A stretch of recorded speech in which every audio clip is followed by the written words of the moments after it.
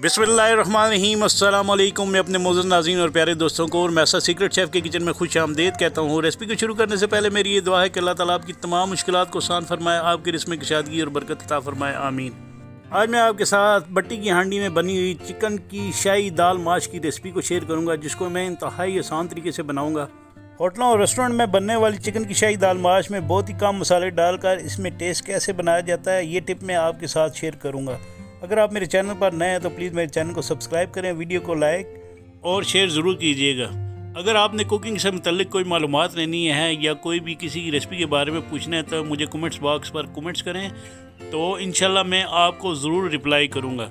तो चले हैं स्टार्ट करते हैं इस रेसिपी को। बिस्मिल्लाहिर्रहमानिर्रहीम। सबसे पहले मैंने एक पैन ले लिया है। पैन में तकरीबन 4 कप के बराबर पानी डालकर मैंने इसके अंदर आधा खाने के चम्मच के बराबर नमक डाल दिया है। और ये दाल माश है 1.5 कप के बराबर, जिसको मैंने तकरीबन 2 घंटे पानी में भिगो कर रखा हुआ था और इसको मैंने अच्छे तरीके से वॉश कर लिया था।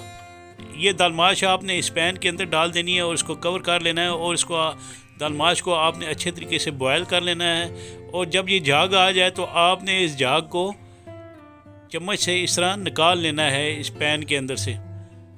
जब ये झाग निकालेंगे तो इंशाल्लाह इस दाल माश के अंदर से जो दालों की स्मेल आती है वो इंशाल्लाह नहीं आएगी। तो तमाम झाग आपने इस तरह स्पून के ज़रिए इस पैन के अंदर से निकाल लेनी है और आपने दाल माश को इतनी देर तक बॉयल करना है जब तक ये मुकम्मल ड्राई नहीं हो जाती। आपने इसको पहले लो मीडियम हाई हीट पर बॉयल करना है।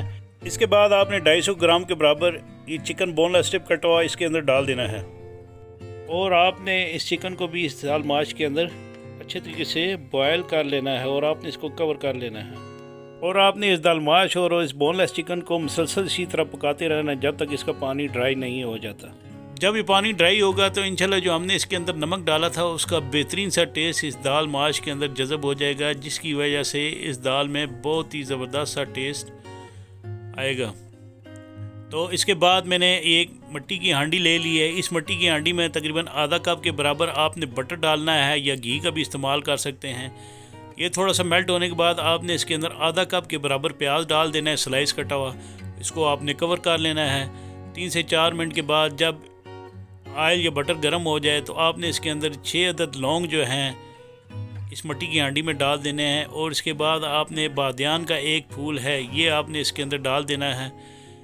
और इसके बाद ये मोटी काली इलायची है ये आपने इसके अंदर डालनी है। ये तमाम चीज़ें मैं इसके अंदर खुशबू के लिए डाल रहा हूँ।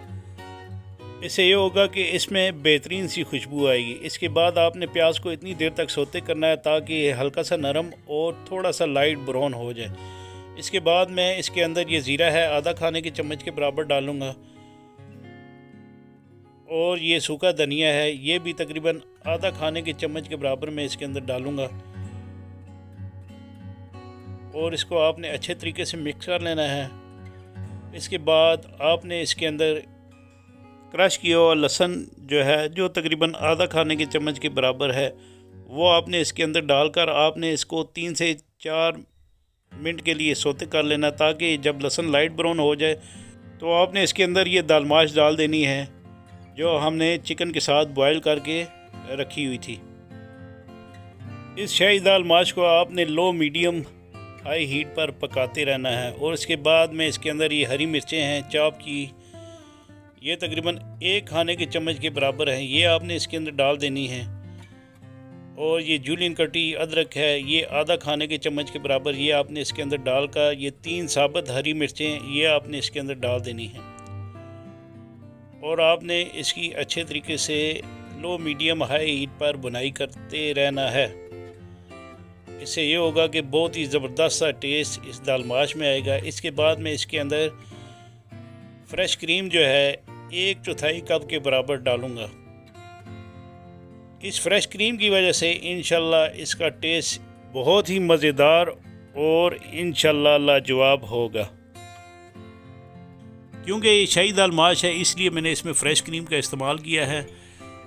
तो इसके बाद इस दाल माश को मैं तकरीबन 5 मिनट के लिए हल्की आंच पर दम पर रख दूंगा ताकि इसके अंदर जो हमने बटर डाला हुआ था वो वाज़े नज़र आना शुरू हो जाए और कवर कर लेना है। 5 मिनट के बाद आपने इसका कवर उठाकर देखें ये दाल माश में मक्खन जो डला हुआ वो वाज़े नज़र आ चुका है।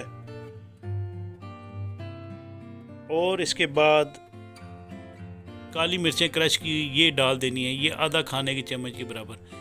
काली मिर्चें जो है वो मेरी फेवरेट है, इसलिए मैं इन काली मिर्चों को हर खाने में इस्तेमाल करता हूँ। आप क्रश की काली मिर्चें हर खाने में इस्तेमाल करेंगे तो इंशाल्लाह हर खाने का टेस्ट बहुत ही मज़ेदार होगा।